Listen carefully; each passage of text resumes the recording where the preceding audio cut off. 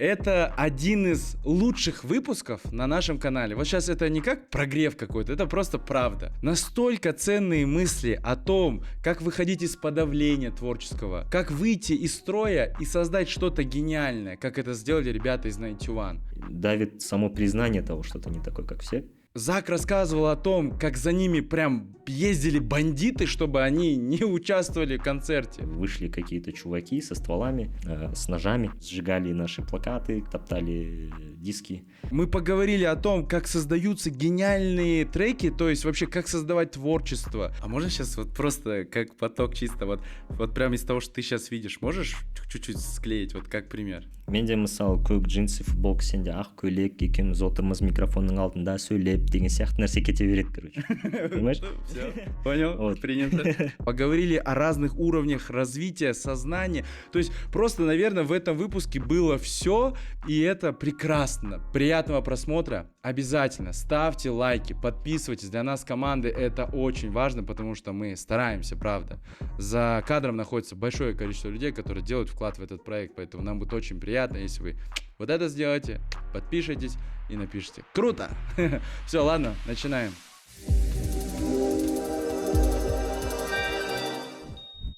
Легендарный третий сезон и легендарный гость.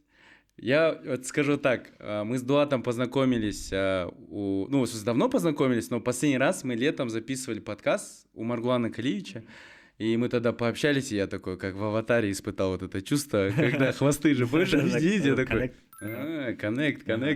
Поэтому, бро, очень рад тебя здесь видеть. Спасибо большое. Вообще, изначально респект за творчество. Я Спасибо. помню, как смотрел ваш фильм и думал, офигеть, вот это путь. Особенно вот эти страшные кадры, где за вами кто-то охотился, что-то там было. Да. У вас легендарная движуха на самом деле. И Спасибо. давай про это и поговорим. Давай, да. Спасибо, что позвал, во-первых. Да. Я смотрю, очень вообще классная штука. Рахмет, да. Стараемся какие-то через истории, через какие-то вещи такие давать пользу максимально. Поэтому, если что, извини, иногда буду останавливаться, прям выделять что-то, чтобы для аудитории было полезно. Вот, давай так, вот для меня это очень, вот меня это волнует, подавление. Вот я вот говорю, вспомнил первый кадр из фильма, где просто там какие-то за вами охотились мужики за то, что вы поете песни. Да, то есть, ну... Ну, они за то, что, типа, мы красили волосы, да, это их свои приколы были. Но насчет подавления, на самом деле, это работает как... Короче, қазақша — это так. Биік шыққан сайын қысым көтеріле береді, қысым бола береді. То есть, чем ты выше, тем больше давления. Даже когда ты поднимаешься в горы, как бы чем ты выше идешь, тем больше давления. И когда мы ощущали этот хейт, на самом деле параллельно шла еще и огромная любовь со стороны Eagles. Это нас, наоборот, как бы подбадривало. Баланс, да. такой, мы такие, да. мы делаем все правильно, то есть нету однозначных каких-то людей, да, типа правильных нету вещей, такого, да, и нету как бы такой реакции, что кому-то все равно. Никому не было все равно в тот момент, как будто бы, да, кто-то либо любил наше творчество и то, что мы делаем, либо ненавидел, и все. И это было очень романтично, на самом деле. Вот. А насчет подавления, в принципе, в нашем социуме, оно же такое очень долго идет вот это вот все, да, типа яд и так далее. У меня у самого есть теория, что у нас немного идет подмена понятий, что у нас вместо ар и ождан используют слово яд, то есть вместо слова честь используют стыд. И это немного меняет восприятие. То есть ты можешь сохранять свою честь, да, и достоинство, и это не обязательно... То есть честь и достоинство и стыд — это абсолютно разные вещи, по сути. По определениям. Да, и у нас... А в чем разница, вот ты объясни. Ну, я думаю, что честь и достоинство — это то, что у тебя внутри, вот стержень, есть моральные какие-то свои принципы и так далее, и когда ты не переступаешь через них, не переступаешь через людей, не идешь по головам и так далее, значит, ты идешь честно и достойно по своему пути. А стыд — это, по сути, токсичное чувство, которое, в принципе, не особо нужно. Мгм. Стыд обычно мешает. И у нас в обществе, то есть долгое время, сейчас это не так сильно, но долгое время очень был такой культ стыда. Мгм. Что бы ты ни делал, если ты просто проявляешься как человек, то тебя начинают пристыжать. Так нельзя, вот так нельзя. Почему нельзя, никто не объясняет. Просто вот так нельзя. Потому что у нас у всех комплексы. Вот поэтому нельзя, не выделяйся. Вот типа такого. И на самом деле вот это вот все нельзя, нельзя, нельзя, оно очень хорошо повлияло на творчество, потому что ты не можешь проявляться в обществе, но ты максимально потом проявляешься в творчестве. Потому что там тебе никто не мешает, тебе никто не Твой говорит. мир. Да, это твой мир, у тебя есть микрофон, биты, там, никто не смотрит, и ты уже создаешь, делаешь, что хочешь, ты в этом медиапространстве, в интернет-пространстве, ты на сцене, да, это специальное место, где ты должен проявляться, и поэтому все, что ты не мог показать, высказать, оно как-то вот так накапливается и взрывается, мне кажется, вот. И вот знаешь, я тут хочу добавить и заметить, что как раз-таки все уникальное имеет самую большую известность. Мгм, То есть, мгм. когда ты реально полностью резонируешь со своей чистотой, которая внутри идет, то есть есть полная синхронизация, происходит что-то феноменальное. Да. Я вот всегда привожу пример, допустим, вот есть там знаменитый Colors, да, где люди поют. И вот есть Бикейн, который вот француз, Да, да, да, у которого, да, зубов да, да, нету. да. Вот везде там по 100 тысяч просмотров, а там 86 миллионов просмотров. И вот в чем здесь феномен, да, я вот сам так размышлял. По сути, оказывается, у него в детстве была травма, он разбил зубы, и они у него больше не росли. И поэтому там половина комментариев, там сотни тысяч комментариев, они были типа ха-ха-ха, у него нет зубов. Ага. И именно это и толкнуло, да? Мгм. Ну и второй вот эта любовь к творчеству, к музыке. Мгм. И вот удивительно, да, вот это именно совпадение уникальных всяких штук, такой его рельеф его личности, да, Да. создает феномен. А те, кто пытается под общество подстроиться и шагать в один, так скажем, ритм, они ничего не достигают. Ну да, потому что ты вместе с обществом. В этом-то и весь прикол. Когда ты рушишь ритм, все обращают на тебя внимание. Прикольно. Что за фигня? Что он творит? Вернись в строй. Да, вернись в строй. Да. А когда ты не поддаешься, если у тебя вайб, грубо говоря, сильнее, если ты сохраняешь при этом свой вайб, не ломаешься, то, возможно, они начнут шагать уже с тобой. За тобой. За тобой. Где ты Да. идешь впереди, Да. и ты вот так делаешь. И они Да. тоже вот так все Да, делают. да. Офигеть, это прикольно. И по сути нужно иметь смелость. То есть успех — это иметь смелость быть собой, по сути. О, да, это вообще жесть. Успех это такая ответственность, если честно. Потому что он может быть такой моментальный, да, он может быть временный, обычно, когда ты не понимаешь. Но если ты хочешь быть успешным осознанно, то в это надо идти, это встретиться со своими всеми страхами, это брать за них ответственность, брать за себя ответственность. Это очень сложно, ну, потому что снаружи кажется, как будто, типа, ну, что тебе не хватает, все же круто, да, что ты загоняешься.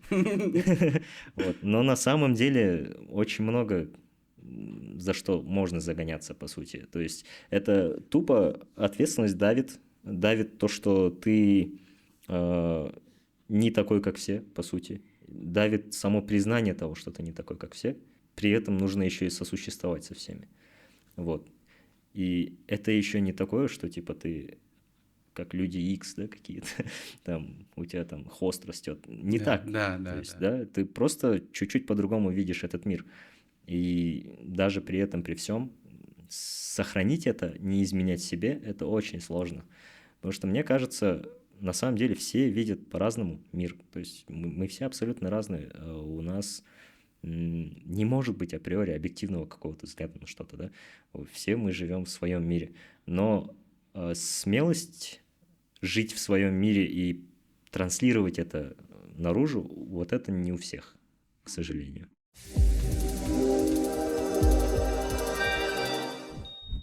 Короче, как будто, да, нам какой-то рекламодатель сюда нужен такой, знаешь, такой серьезный, вот типа техники какой-то или какой-то технологичного там приложения, потому что, ну, прикинь, какие здесь люди сидят, какой здесь вообще в целом вайб, да, и аудитория какая развита. А посмотри на возраст ее, она платежеспособная, продвинутая, крутая. Мне кажется, что если у нас будут такие компании, то мы будем еще лучше создавать контент, поэтому Классно было бы, если они написали на вот эту почту. Ну, вдруг так получится.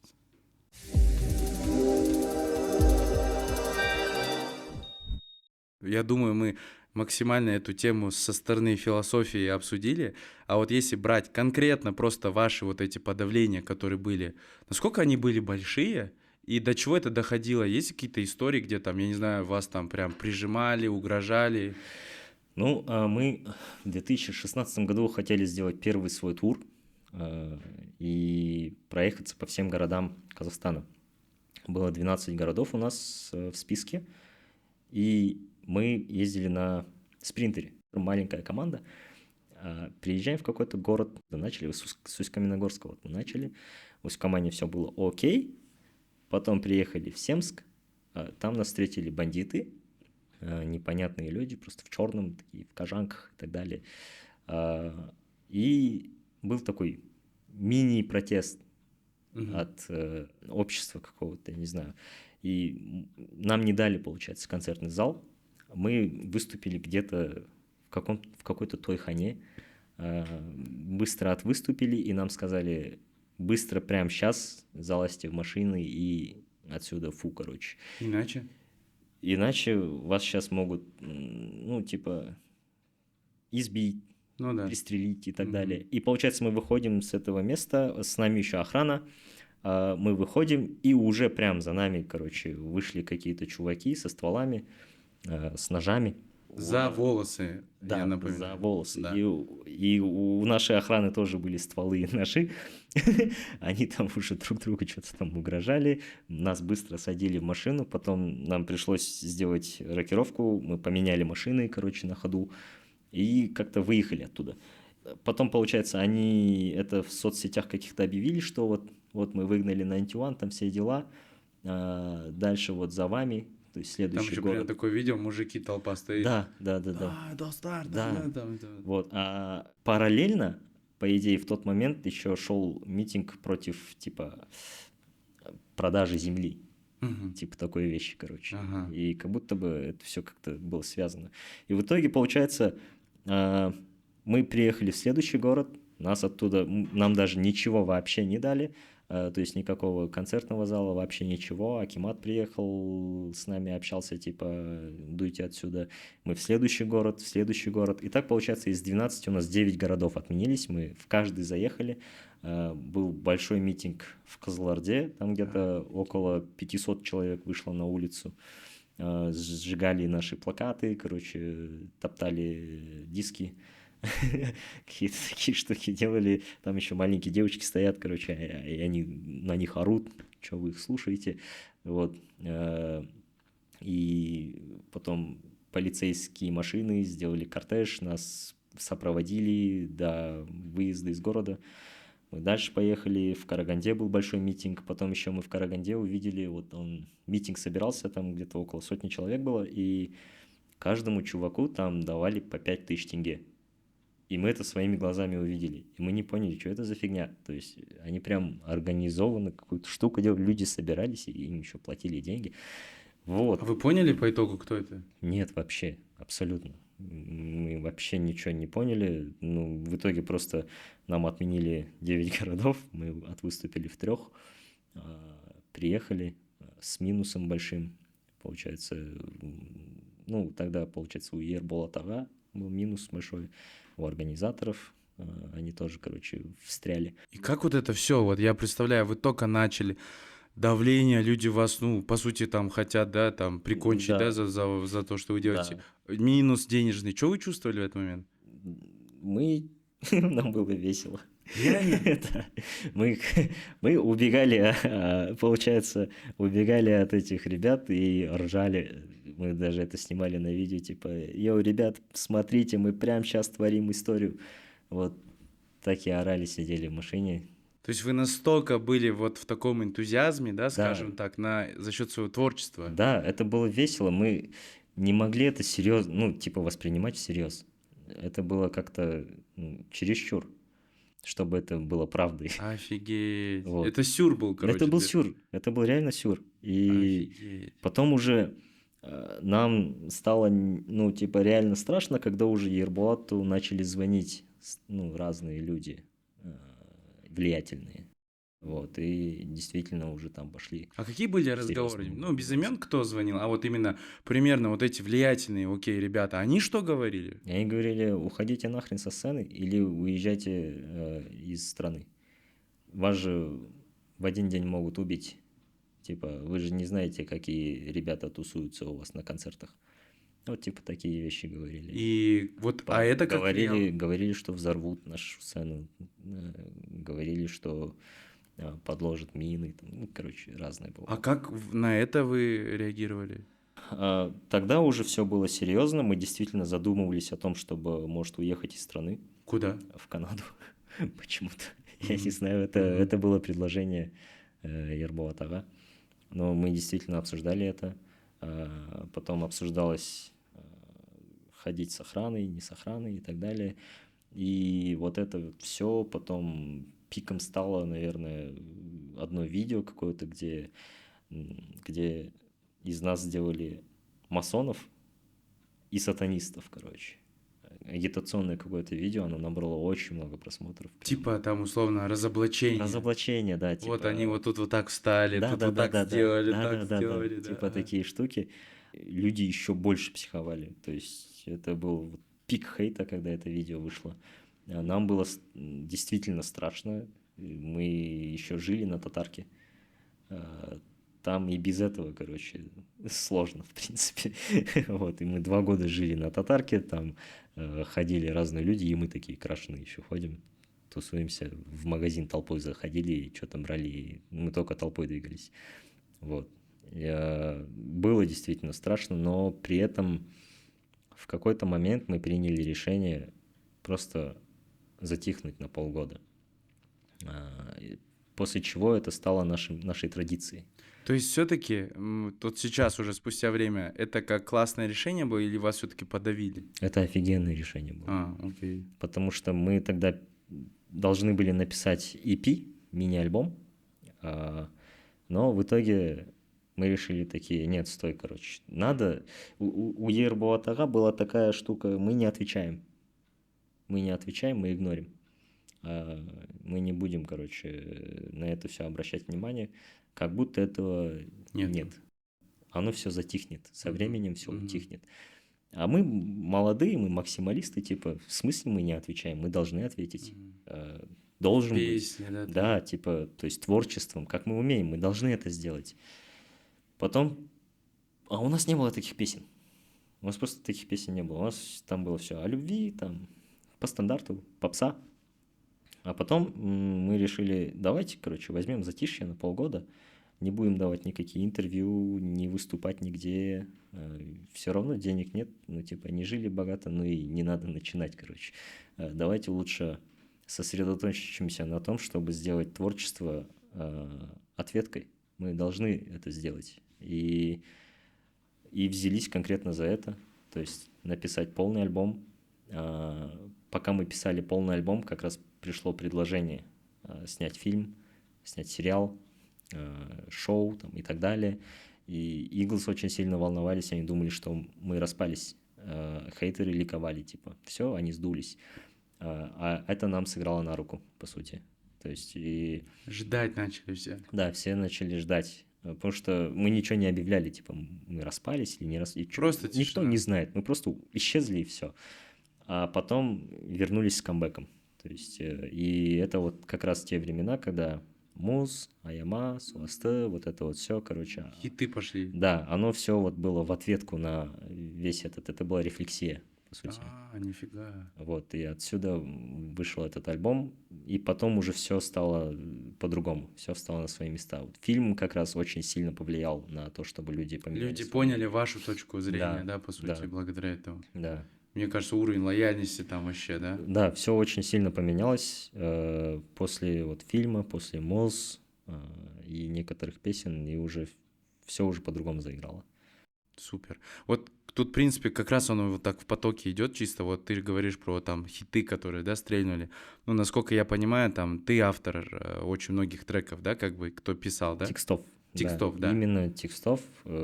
только в некоторых случаях мелодии. Окей. Давай вот конкретно разберем. Ну и еще Азамат. Мы с Айзи вначале, то есть тесно работали Окей, все, над понял. текстами. Касательно именно вот просто творчества, сейчас такой философский вопрос, да?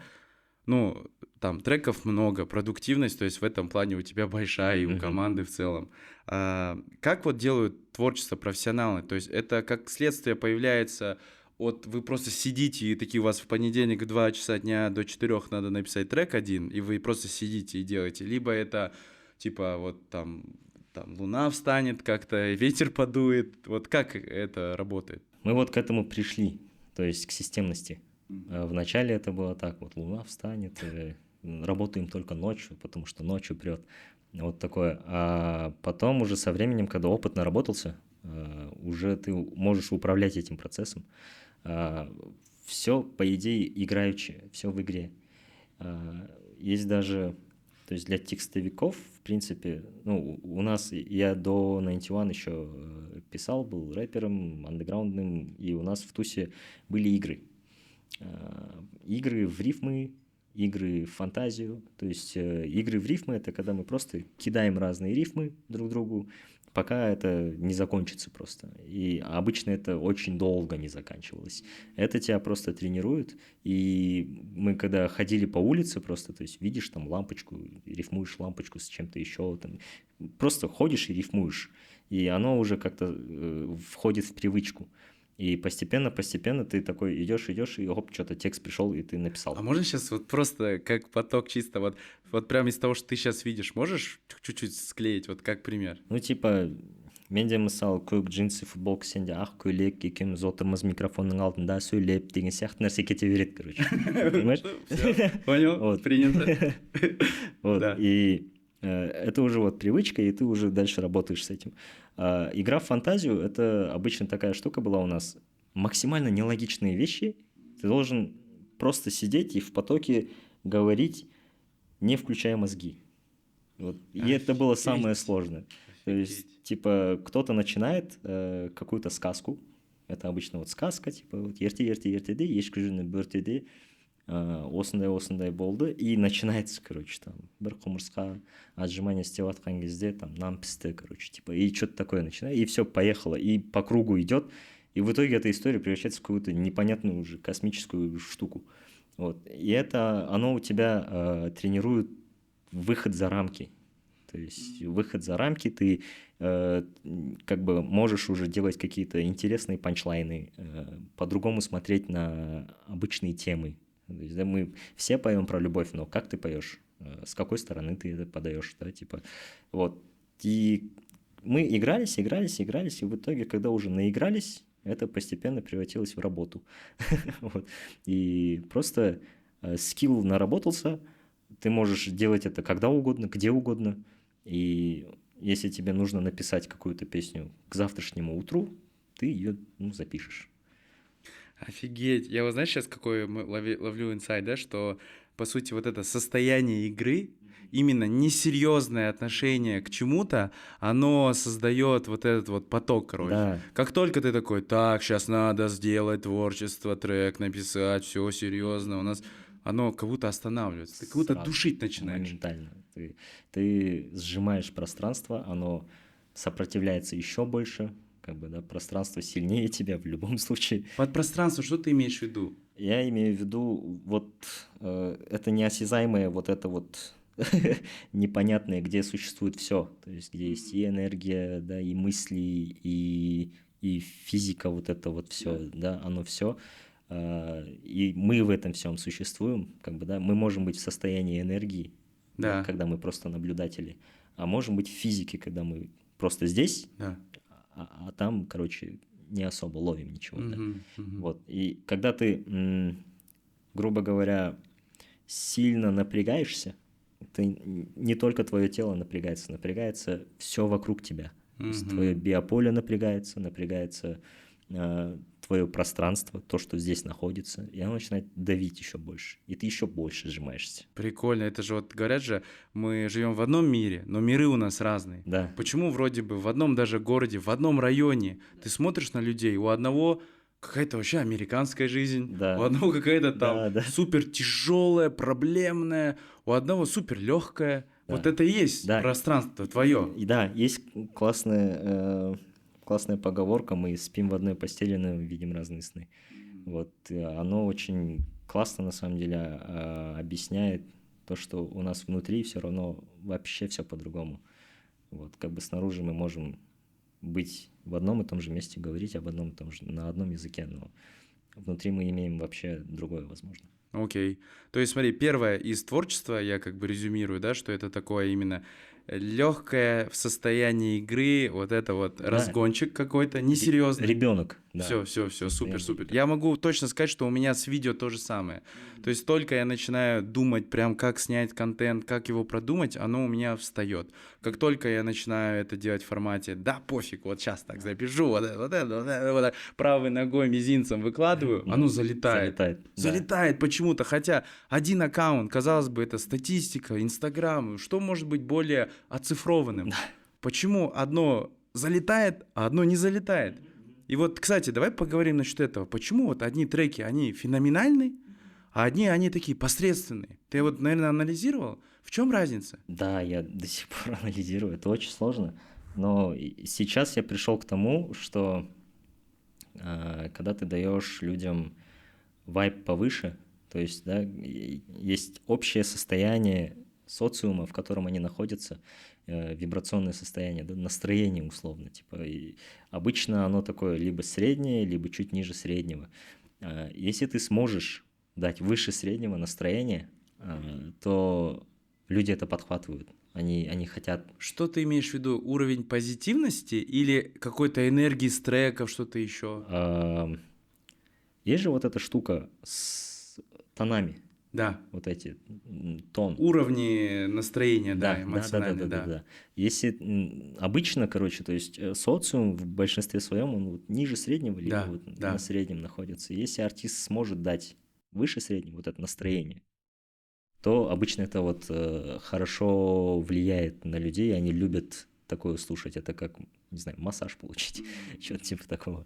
В творчестве есть ли такое, что важно, чтобы это был трек, написанный через твой жизненный опыт, или он был в том вайбе, который ты сейчас проживаешь? Вот, блин, классный вопрос, по идее. На самом деле рамок нет. Можно да. и так, и так. Да. Но есть такая штука. Что хорошо в творчестве, особенно сейчас, не обязательно быть true. Да? Если ты можешь проводить через себя какое-то настроение, какие-то образы, то ты можешь это делать. Есть один чувак, если я не ошибаюсь, Lil Tecca, по-моему. Да, вайб вообще, Да. на карантине Вот. просто. Он читает типа об оружии, вот эти тёлки, там все дела, короче. А у него вообще этого всего нет. Он подросток, он этого всего не видел.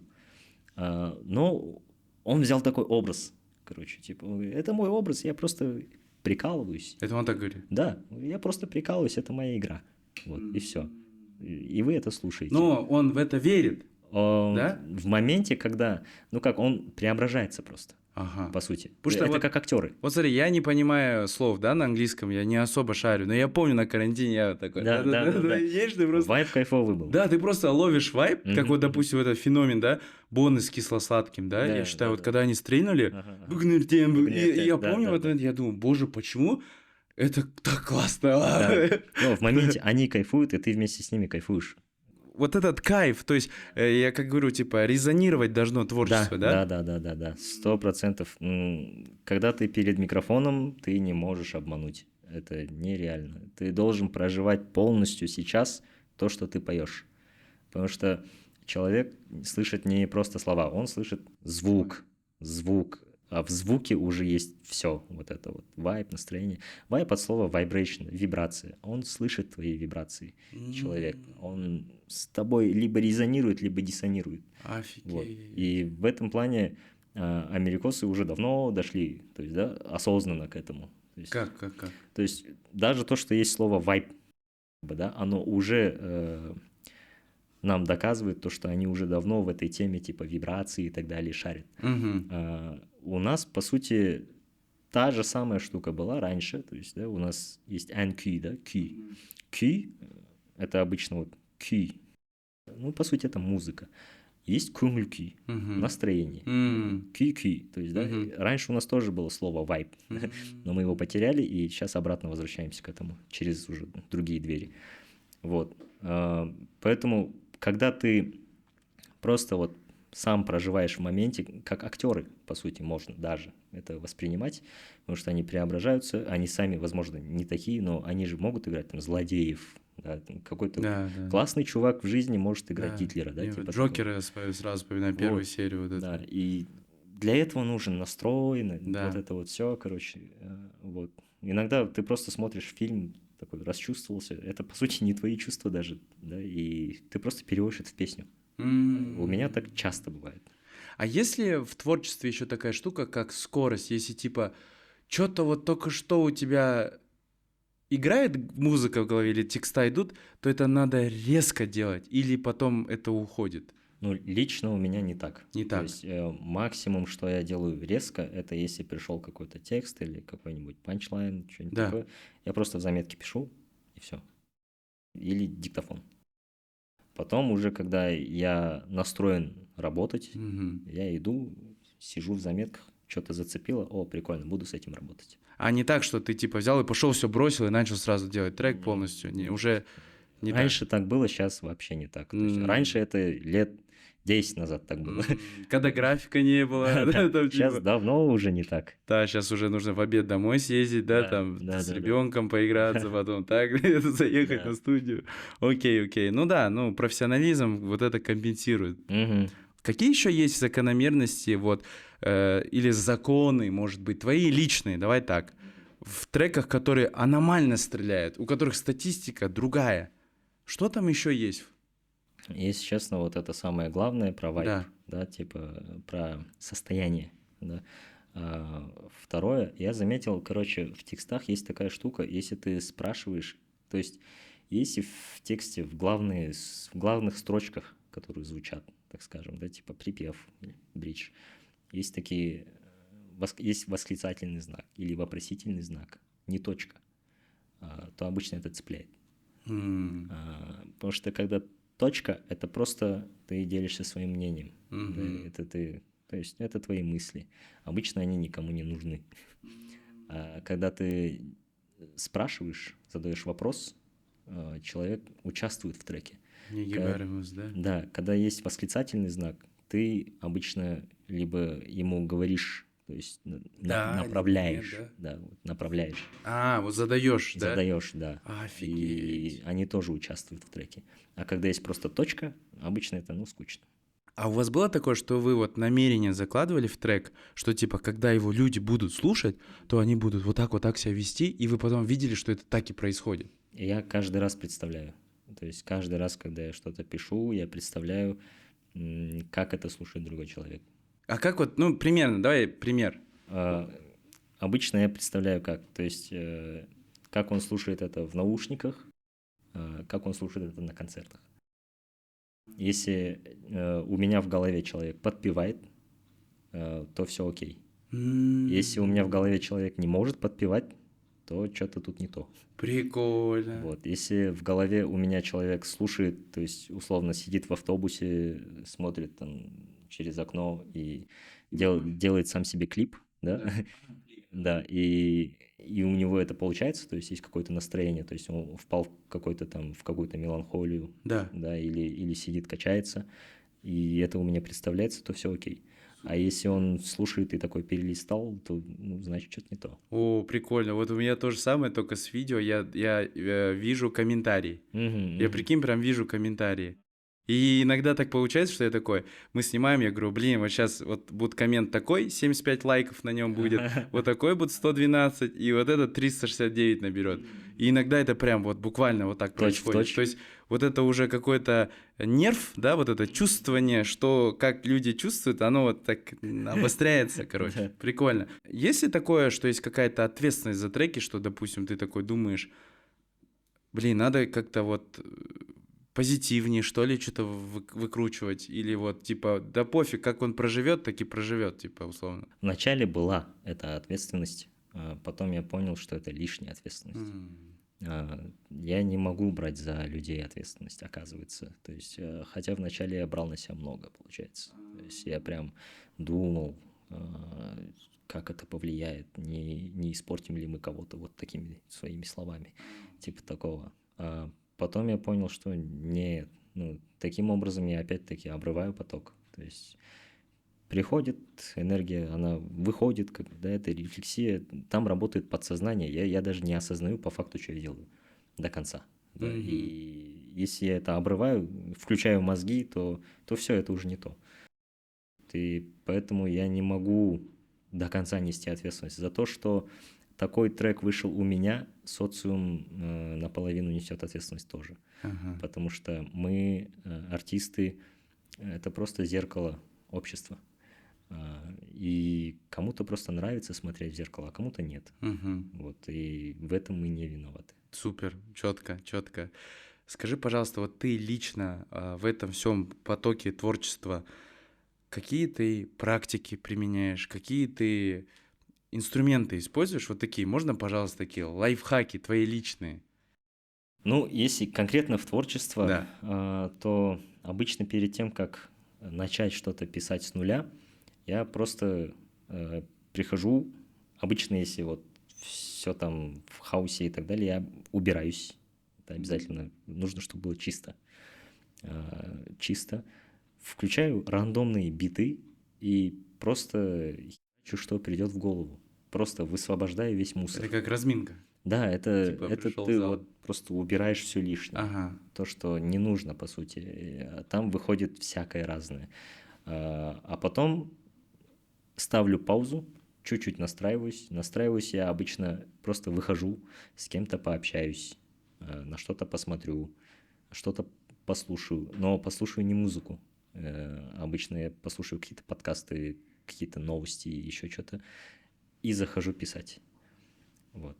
А не музыку ты сказал, вот почему ты отметил, типа, чтоб вайб не сбился. Да, потому что ну, лично я очень впечатлительный. Если мне понравится что-то, я могу просто тупо уйти в эту степь, и уже, уже это, возможно, вообще ну, не то, что должно было сегодня выходить. Окей, окей, хорошо. Что еще из такого, может быть, какого-то в слое духовности, может быть, ты как-то вот подходишь к треку, может, ты вначале намерение какое-то выстраиваешь, или я не знаю, или вот что такого у тебя есть? Нет, с этим я особо не работаю. Максимум, к чему я иногда прихожу, это к присутствию. Мгм. То есть иногда я могу заметить то, что так, я что-то не здесь. В мыслях. Да, я где-то там, и мне нужно там минут 5, чтобы я пришел сюда. Вот просто посидеть, почувствовать пол, почувствовать тело, вот это вот все. И оказаться вот прямо здесь и сейчас, и потом уже начать что-то делать. Вот. А так особо вот каких-то секретов или еще чего-то нету. Просто приходишь и делаешь.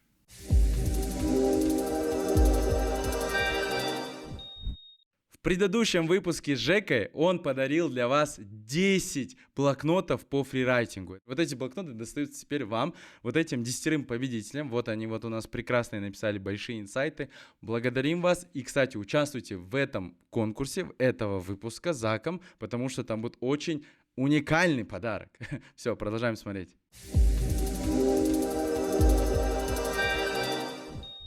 Хочется что-то вот спросить у тебя насчет сложных моментов в жизни. Вот мы начали с этого, что вот было подавление, а потом раз оттуда вот эти вещи стрельнули. Давай поговорим про сложные периоды в жизни. Ну, во-первых, как это у тебя происходит? Или там нету логики, там оно стреляет как бы просто по-разному? Или у тебя какой-то есть там цикл условно повторяющийся, условно? И как ты к этому относишься в эти моменты? Мгм. Ну, я заметил, что все-таки цикл какой-то есть, каких-то подъемов и спадов, да, в принципе, что в творчестве, что в принципе в жизни. И оно обычно приводит к тому, что я начинаю сильно копаться в себе, Мгм. начинаю искать. Если что-то происходит, ну, не так, как я запланировал, а обычно это так и начинается. Мгм. То есть Да-да-да. рушатся все планы, короче. Да, в Вот, начале. да, и ты вот жуткую фрустрацию ощущаешь, вначале ломаешься, ты бесишься, психуешь, потом успокаиваешься и начинаешь просто копаться в себе. Что тут происходит, почему я это притягиваю? Вот. И чаще всего это вот проработки просто обычные, то есть, да, отношения с мамой, отношения к отцу, отношения там к себе. Вот. В такие периоды, когда наступают кризисы, я обычно вот возвращаюсь к тем же книгам, которые я вот начал читать с 2020 года. Какие это книги? «Квантовый воин», это «Трансерфинг реальности», это «Диспенза», Джо Мгм. Диспенза. Вот такие штуки, медитации, и там обычно вот приходят ответы, я нахожу, балансирую и дальше иду. А это у меня обычно вот во всех сферах отражается сразу. То есть я сразу начинаю полнеть, обжираться всякой едой. То есть у меня осознанность, она просто отключается. Я ухожу в автопилот полный. Творчество какое-то непонятное выходит. То есть у меня могут повторяться старые паттерны уже. То, что я, по идее, уже написал, оно обратно вылезает. То есть чуть-чуть с другой стороны. Но я уже это проживал. То есть оно уже мне не надо, по сути. То есть я это понимаю. Хочу что-то новое, но не идет. Вот обычно так И это что в эти происходит. моменты делаешь? И они, вот, допустим, последний раз, сколько такой период шел у тебя? Ну, у меня сейчас такой период, плюс-минус, по идее. Вот. Сколько он идет? Он идет плюс-минус год. Год, Да, окей. плюс-минус Ну, год. это прилично. Я Да. тоже вот год понимаю, о чем ты говоришь. Мгм. И вот сейчас книги, что Мгм. еще? Вот, Я вот к книгам, прикинь, вернулся вот буквально недели 2 назад, Ага. наверное. Да. Начал обратно спортом заниматься буквально 4 дня назад. Пришел к понятию интуитивное питание. То есть до этого я пробовал разные диеты. Разные диеты, аскезы, вот это вот все перепробовал, охренел от жизни, гиперкомпенсация пошла, я стал еще хуже себя чувствовать через время. И сейчас вот прихожу к тому, что надо слушать себя больше.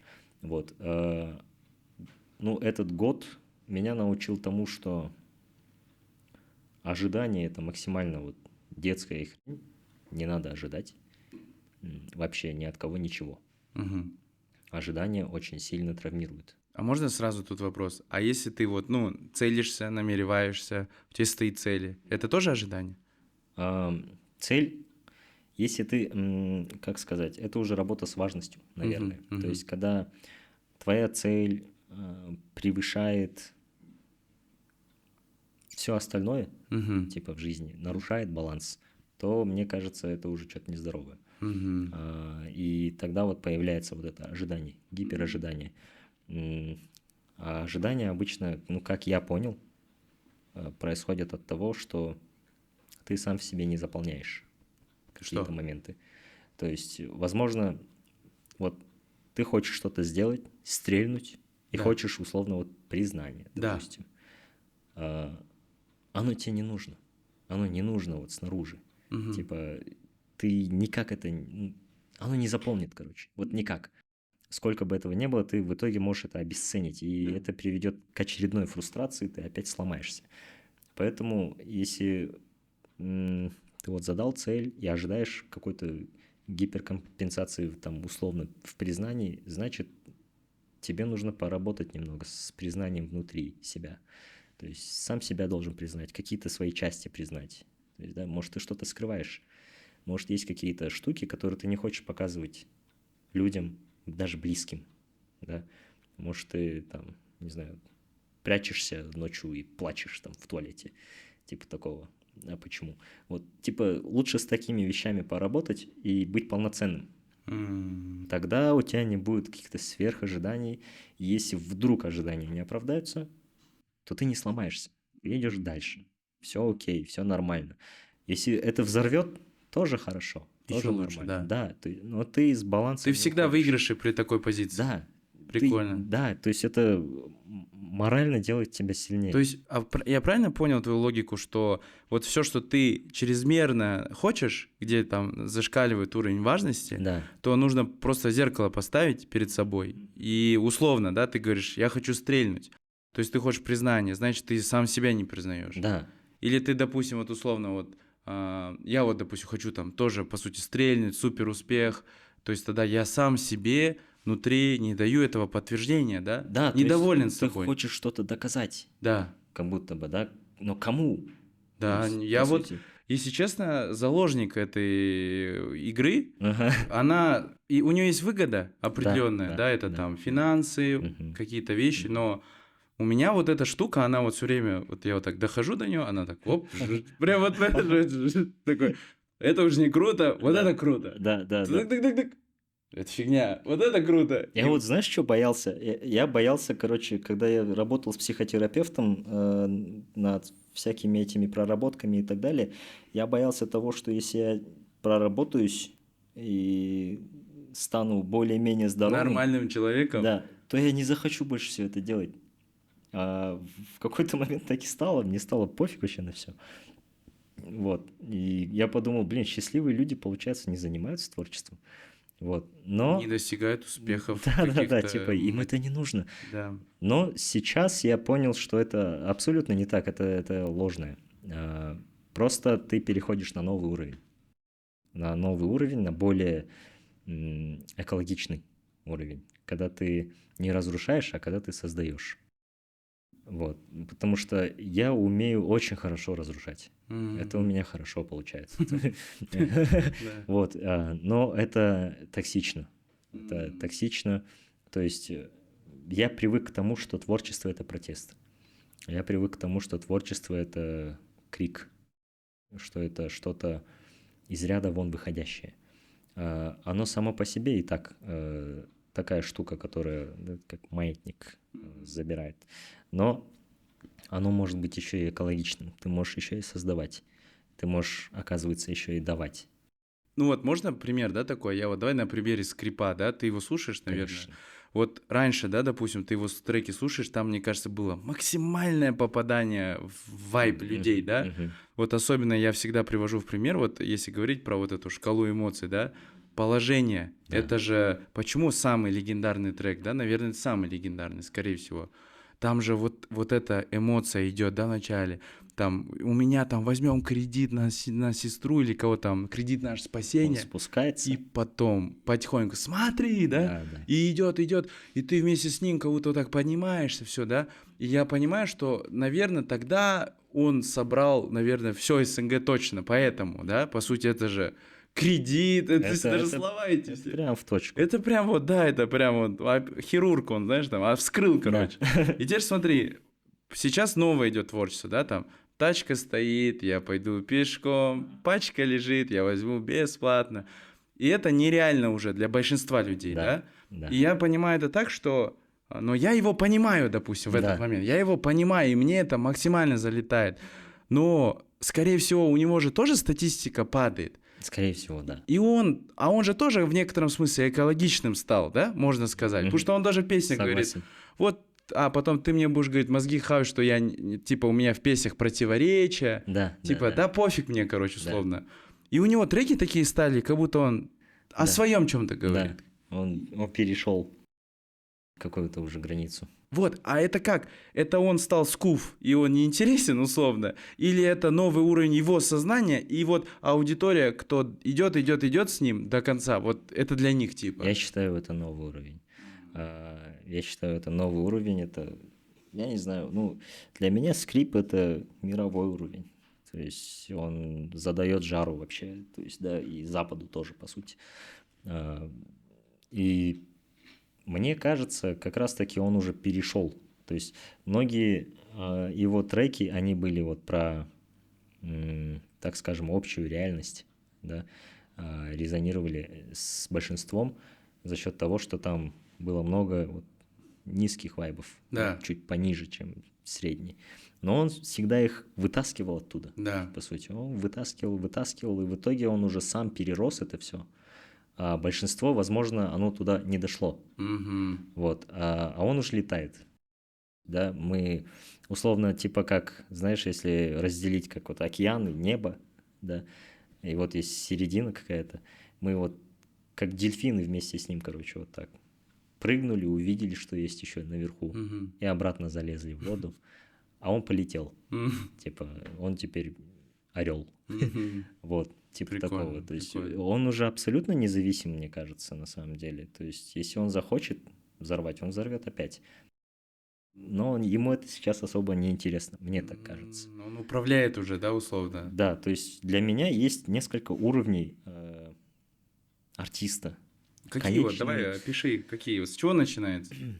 есть, если так сказать, грубо говоря, короче, есть жертва, да, который вот он жертвит, он тебя его жалко, короче. Че, реально, в смысле, вот прям, то есть через треки он показывает, что он какой-то слабый, что с ним Да, что-то да, не да. так. Да, то есть и не только то, что он слабый, там, да, он жалуется, он там психует, он агрессирует, он, короче, на Это низах в же основном есть двигается. попадание. Просто я тебе скажу, в блогерской сфере Мгм. то же самое.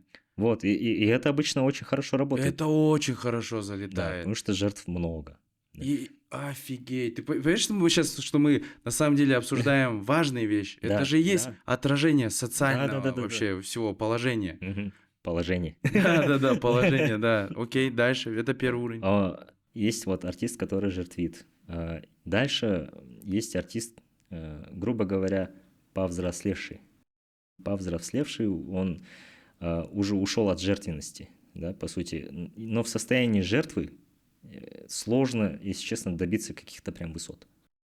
Мгм. То есть узнаваемость, базару нет, ты получишь. Базару нет, но это очень деструктивно. Типа это скажет, это же ты же вот этот, да? Вот типа вот такой уровень узнаваемости, да? Может быть, даже хороший уровень. То есть, Типа, типа, брат, давай сфоткаемся. да, Типа. но он умереть хочет уже. Типа такого. То Мгм. есть вы друг друга не питаете с аудиторией, по сути. Вы просто подливаете масло в огонь. И все. Окей. Дальше есть взрослый чувак, который обычно вот взрослый чувак, вот он чаще всего вот менее узнаваемый. Это типа чувак, который вот я решил просто петь о своем, короче. Да, я вот не хочу вот жертвить. Мне хочется Да, вот, мне пофиг на тренды, я вот чувствую вот это, я да, спою о вот этом. да. Вот. И у него есть своя взрослая аудитория, они, короче, там собираются где-то, мини-концертики, там Да, все да, дела, да, да. у них хорошие отношения. А, Отношения с да, аудиторией. вот. Уф, блин, брат, я, чтобы ты понимал, вот второй уровень, наверное, это я сейчас в нем, потому Мгм. что я начинал с вайнов, да, допустим, мы там просто ха-ха, хихи, там, бам, и нас там все знали, и я иногда вот встречаюсь с людьми, мне говорят, ты чё пропал? Я говорю, Ага. блин, да, ну, чуть-чуть так в жизни, не пошло, Вообще-то короче.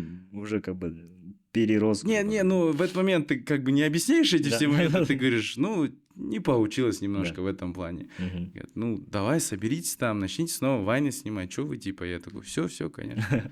Это вот, по-моему, второй уровень. Взросление. Да, взросление. Третий уровень, когда ты, так скажем, создатель. Это для меня самый крутой уровень. Для меня вот Kanye West это создатель. То есть ты вообще игру создаешь Да, новую. у тебя уже новая реальность, все, типа ты полностью создаешь свою реальность. Ты в эту реальность притягиваешь новых людей, они живут в твоем мире уже, все. Они твои правила игры Да, да, изучают, да, да. да, вот так, Да, да, все, ты вот так вот будет. так переворачиваешь игру, вот так ты прикалываешься просто. Окей, вот Kanye West идеальный пример. Кто Да. еще? Вот давай, чтобы точно люди, я вот точно понял, что вот, вот он создатель. Kanye West, Майкл Джексон. Сейчас, я думаю, Кендрик к этому Да, идет. точно, Кендрик к точно. этому идет. Я думаю, Скрипи к этому идет. Кто еще? Есть в кей-попе есть G-Dragon. Тоже крутой чувак. Прикольно, Стив так. Джобс, по Да, сути. да, да, да, да. Это вот такие чуваки. Да. Это создатели. А Так. самый конец это уже, мудрец. То есть это чувак, который уже перешел все эти уровни, и ему уже не нужно входящее. Абсолютно. Абсолютно не нужно вот это входящее. ему нужно только исходящее. Он уже исполняет только миссию. Он даже не играется, он просто исполняет миссию. Он условно, он создает Канье Уэстов. Короче, вот. Это вот этот тип, который бородатый продюсер, да, Да, американец. Как его зовут? Рик Рубин. Рик Рубин, так. Это мудрец. Я вот сразу Рик его Рубин. образ, потом... Я думаю, примерно, может быть, а может я ошибаюсь, Тимба на этом уровне. Кто? Тимбаленд. Тимбаленд, окей. Фаррелл Уильямс. Фаррелл Уильямс. Да. Точно. Вот. Джимми Айовин, возможно, Мгм. на этом уровне. Это Интерскоп, то есть это Мгм. глава Интерскоп. Вот. Илон Маск. Илон Маск. Илон Маск на этом уровне, по сути. Илон Маск. Вот. Он скоро же первым триллионером же будет. Да. То есть, типа, все, он уже... Ну, при этом Это удивительно, да, игра. То есть, ты, короче, он уже этого не хочет, ему это уже не нужно. Ну, триллион, это же сумасшествие. это, Типа, это просто жесть какая-то. это всё. невозможно просто это Да, вот. И прикинь. он Вот, получает и это. для меня это обычно идет изнутри, то есть сначала состояние, а потом остальное. Вот, теперь давай, вот сейчас важный момент. Все, я 100% согласен. Вот здесь теперь, как из уровня в уровень переходить? Как я считаю. Короче, нужно... Я лично начал с того, что я тупо менял плейлист. Тупо менял плейлист и даже слушал, если мне не нравилось. То есть раньше я слушал чисто рэп-рэп. Вот, То есть рэп-рэп. Если параллель проводить просто с жизнью обычных людей или кто-то с такой сферы, смена контекста. Смена контекста. Да, Смена да. контекста Идеально. на ту реальность, которую ты хочешь. Идеально, да. И оно начинается, грубо говоря, с плейлиста, с твоих соцсетей, с твоего мелочи. окружения, что Мгм. ключевое, да? Мгм. С окружения. Поменяй квартиру. Не можешь поменять, поменяй комнату. Ну, типа такого. Поменяй рекомендации в YouTube, в TikTok. Вот такие штуки. Это вроде бы мелочи, но это пипец работает. Если начнешь замечать, это там плюс-минус дай себе месяц, но впитывай эту штуку, и у тебя вайб потихоньку начнет меняться. Прикольно. То есть ты вначале ты начинаешь вначале разгонять этот вайб внутри Мгм, себя мгм, мгм. и как бы верить в эту тему. Да, да, Блин, я да. тоже так делаю. Прикинь? Это работает. Это, брат, же, это точно капец работает. Офигеть, я в шоке. Я типа тоже такой думал, ну, как туда добраться? Да, надо Да. хотя бы думать Да, как-нибудь. да, да. Да. Ну, это реально работает. Это, ну, типа, я не знаю, как это Да, объяснять. окей, все принято. Вначале ты, короче, становишься этим. Да. Окей. То есть, даже говорят же вот про супер богатых людей, ты заработал состояние, да, и оно же про состояние, то есть, да, типа, он не заработал деньги, он заработал состояние, он сделал себе это состояние, а потом пришло к этому состоянию все остальное, вот, и если ты хочешь поменяться, поменяй свое состояние, но это выглядит, звучит, возможно, просто, но это пипец сложно. Блин, я, короче, сейчас это начинаю понимать. Вот я, допустим, вот сейчас как чисто вот с предпринимательской стороны, вот ты работаешь в команде с людьми, и на одного человека смотришь, и вот ты с ним как-то его так как-то уважаешь, и ты как-то Мгм. хочешь ему больше дать возможности, как-то ему Мгм. там денег побольше заплатить, Мгм, мгм. а кого-то такой, эй, типа, иди работай. условно. Ага, ага. А хотя, может быть, даже позиция одинаковая. Да, Состояние. состояние. То есть, Это по же про сути, состояние, да. этот человек, как-то ты его какими-то местами Мгм, чувствуешь, мгм, что он, мгм. извините меня, Мгм. ну, вот только вот такие дела должен делать. Да. Какие-то серьезные. Да. Прикольно. Ты не можешь ему там сказать, вынеси мусор. Да, типа да, да. такого. Не, ну, это, конечно, грубый пример, но Да-да-да. пример, что, типа, человек вначале себя чувствует, а Мгм. потом А его потом- уже и реальность воспринимает, и Мгм. люди так воспринимают, а потом все реально становится твердо так. Да. Прикольно, Ты уже прикольно. щупаешь. Окей, окей. Но и скатиться обратно тоже можно, ну, спокойно. Да, То да. есть, как бы в обратку уйти. Скатывались тоже. Обычно это вот так и происходит. Типа ты вот так приходишь, потом обратно падаешь, потом обратно приходишь. То есть, Прикинь, чем дальше, можно я тем поделюсь таким моментом? Вот у меня год был такой сложный период, и я, короче, зашел в архивы, в инсту, и открыл, на 2 года назад отмотал свои сторис, архив. И зашел, и знаешь, что первое я увидел? Я увидел состояние, короче. Я начал смотреть, а у меня там состояние вот такое. Я, короче, Ага. просто куда-то лечу. Ага. Просто я лечу, как Соник, вот так Ага. бегу и не думаю, что, как будет, да мне пофиг, я играю, короче. Ага. И я, прикинь, аж я помню, это мы были в поездке, я был в зале, я аж все бросил, И просто я начал подряд сторис смотреть. Офигеть. И я, прикинь, аж, братан, чуть не заплакал от того, что я соскучился по себе. Капец. И это поворотным моментом стало. М. Я пришел домой, Карине говорю: Карина, я, оказывается, все это время, вот же он был. Ага. Она говорит, она заплакала, прикинь, говорит, Офигеть. я скучаю по нему. Я говорю, ну, блин, все, я буду теперь таким. И мы Офигеть. начали, я начал отыгрывать этот же вайб. Мгм, мгм, мгм. О, все, я крутой, снова Да, да, крутой. А сам такой, бля, я точно крутой.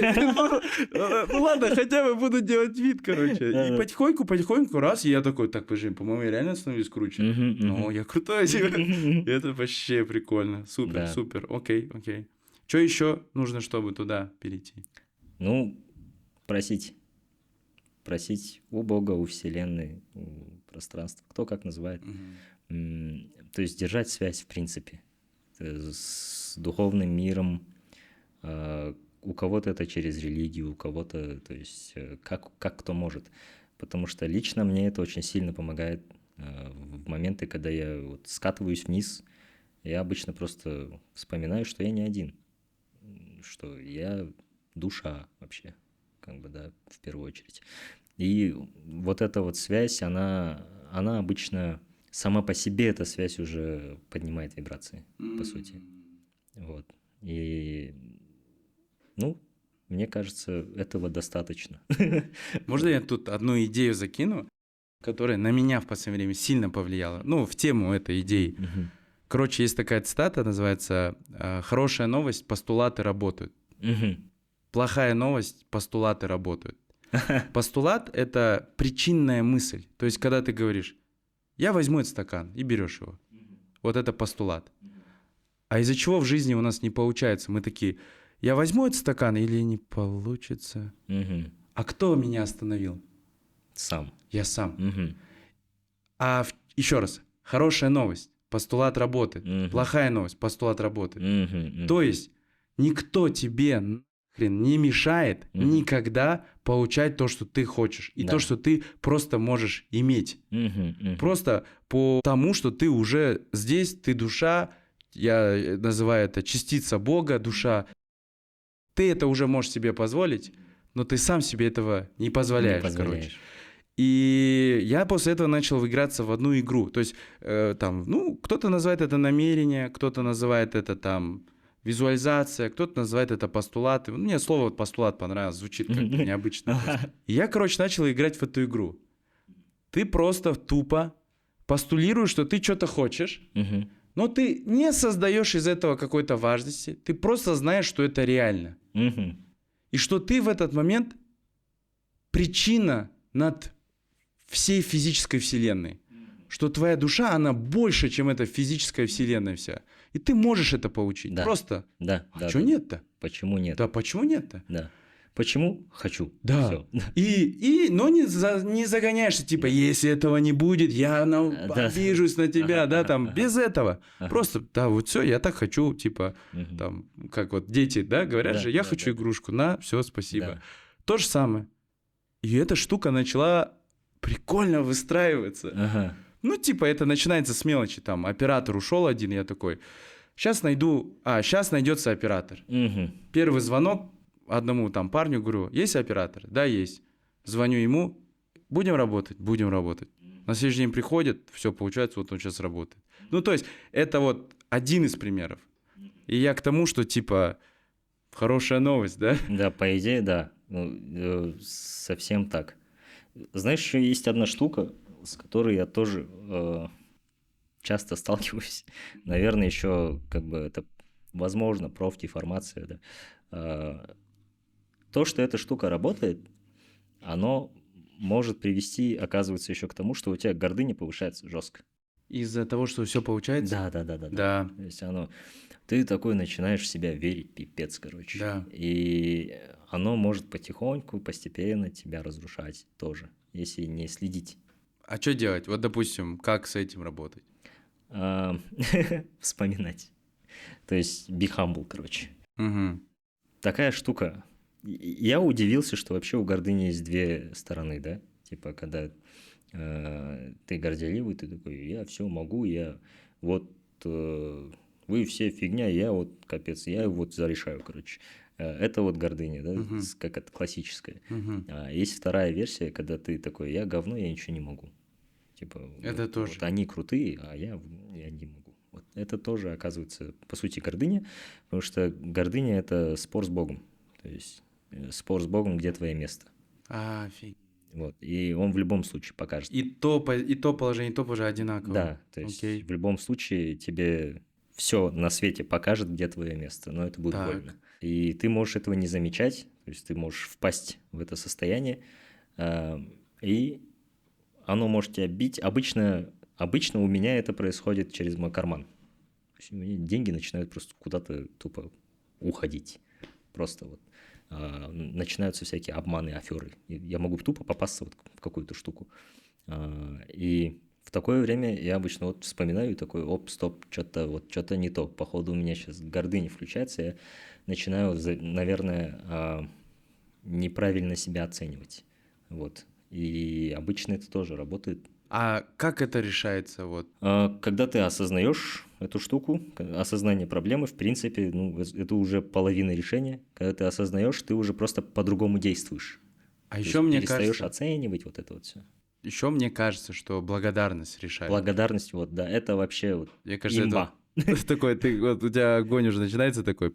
Это чит-код, по сути, на самом деле, реально, да. Чит-код. Это вот благодарность. По сути, вспоминать сложно иногда, Да, а вот как будто на вот этом кураже, когда все мгм. хорошо получается, как будто если просто к этому добавить благодарности, то ты еще выше, во-первых, поднимаешься по состоянию. Помнишь вот это состояние, когда ты сильно благодарен за что-то? Это же такой смак, когда ты вот прям закрываешь глаза, и тебе хорошо прям от благодарности. Я вот недавно понял, что шкуршлик – это и есть благодарность. Да. Прикинь, то есть раньше у меня было неправильное понимание слова шкуршлик.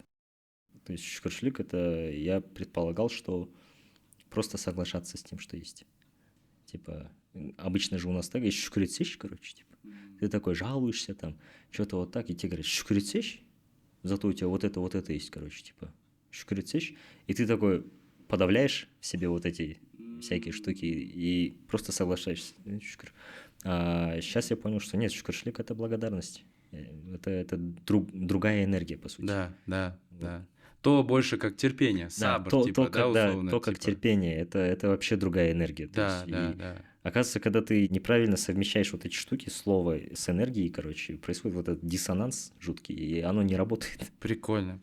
Знаешь, я думаю, как будто именно благодарность может вытащить из любой жопы. Да. И я вот приведу пример. У меня вот в последний момент перед выходом из жопы как раз вот такой уже в конце стоял, надо было просто вот так вот чуть-чуть подуть, короче. И все, да? Да. И знаешь, что помогло? Мне одна женщина подсказала одну интересную практику. Она говорит, у тебя есть сейчас проблема? Я говорю, да, у меня проблема, вот это все. Она говорит, супер, выпиши 100 благодарностей ей. Мгм. Именно этой проблеме. Проблеме. Почему ты благодарен этой проблеме в твоей Мгм. жизни? М. Я говорю, как? Мгм. Она говорит, Арман, просто сделай, мозги не хавай, 100 раз сделай, потом поговорим. Ага. Я, короче, сел, пишу, первый тяжело идет. Мгм. Думаешь, да какой нахрен благодарность? Ты же вообще... Раз, ладно, хорошо, написал.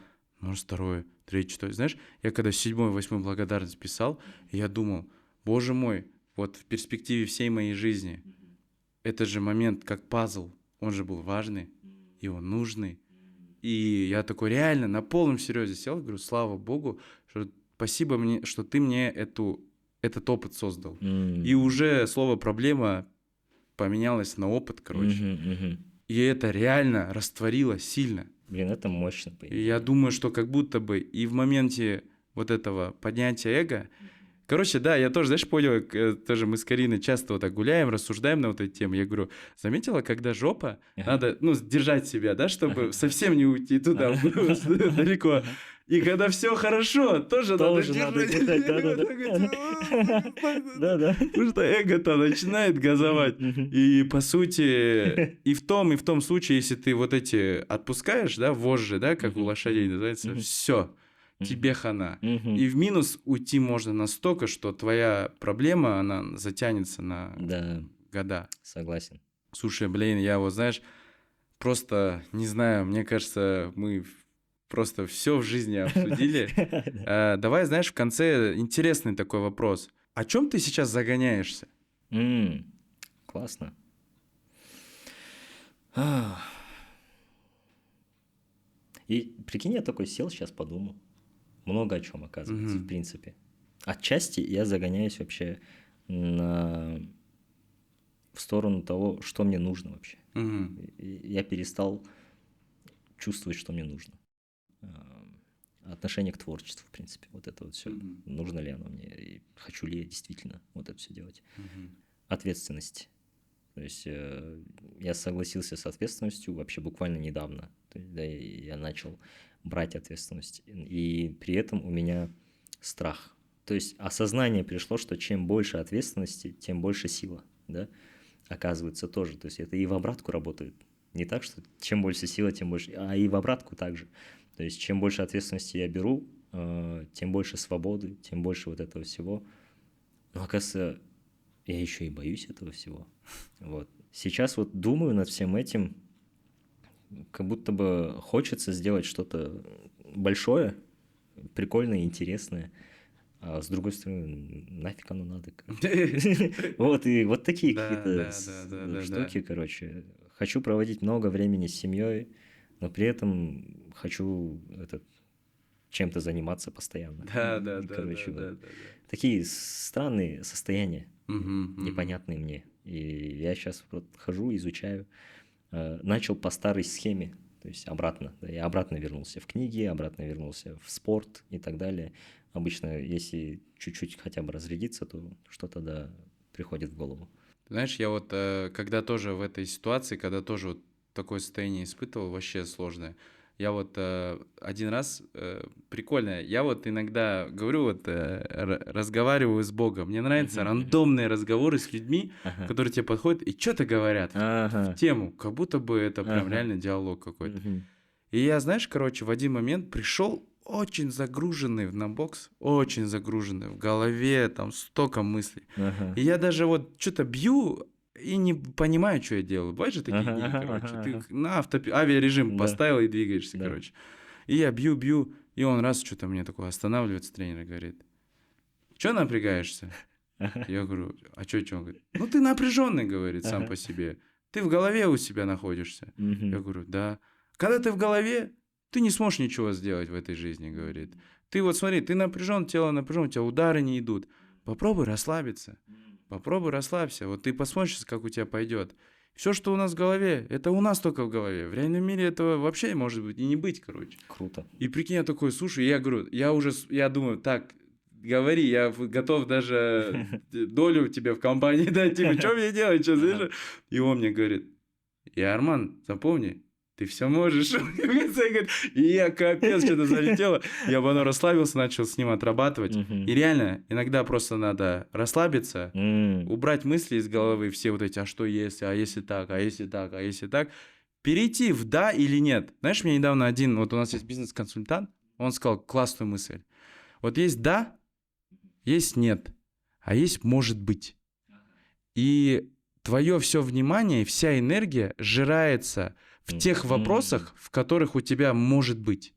И он говорит: выпиши списком, где у тебя может быть, и просто перекинь его либо в да, либо в нет. Ты гонишься за каким-то заработком, но уже полгода его не можешь сделать. Откажись от него, от этой цифры. Хватит себя насиловать. В трансерфинге это называется гиря, энергетическая гиря. Помнишь, он говорит: тащишь что-то за собой, идею какую-то, но не можешь ее сделать, скинь ее. И он говорит: лучше ошибка здесь, в да, нет, чем вопрос, который застревает в может быть. Потому что вопрос, который застревает в может быть, высасывает все. Согласен, вообще мощно. Поэтому резонирует. Практика, выпишите. Я сегодня просто, когда услышал эту мысль, я прям выписал себе 3 вопроса и прям 2 из них решил сегодня. Кайф. И у меня какое-то внимание вернулось сюда в настоящий момент. Это важно. Блин, классно. Хорошая тема. Попробуй, брат. Мне кажется, в твоих вопросах где-то вот я сейчас слышу там такое, да, неоднозначное. Да, пусть даже будет ошибка, но зато твоя. Согласен. Супер. Спасибо тебе. Благодарю. Тебе спасибо. Просто я очень сильно кайфанул, и я прям вот давно, я не знаю, этот выпуск, он легендарный будет, я безумно кайфанул. Поэтому ставьте лайки, подписывайтесь, тебе большая благодарность. Благодарю, спасибо большое. И я чуть не забыл, мы в конце всегда что-то дарим. Что можем подарить? Так, я, короче, принес с собой. Есть 3 подарка. Да? Да. Так, мы сейчас их принесем тогда. Мгм. Так, это, короче, коллаба 91's QR с Ага, Казах Republic. супер. Их уже нет в продаже. Вот, это, шопер Мгм, и футболка. супер. И это наш физический, короче, носитель первого альбома нашего. Вот. Блин, супер, супер. Все, спасибо. Это реально очень круто. Тем более, внимание, нету в продажах уже такого. Эксклюзив. Кстати, да, вот Да. нет в продаже. Поэтому, друзья, как обычно, инсайт с выпуска, что будете для себя брать, и мы рандомно выберем 3 победителей. В следующем выпуске будет отчет. Все, Рахмет. Рахмет большой.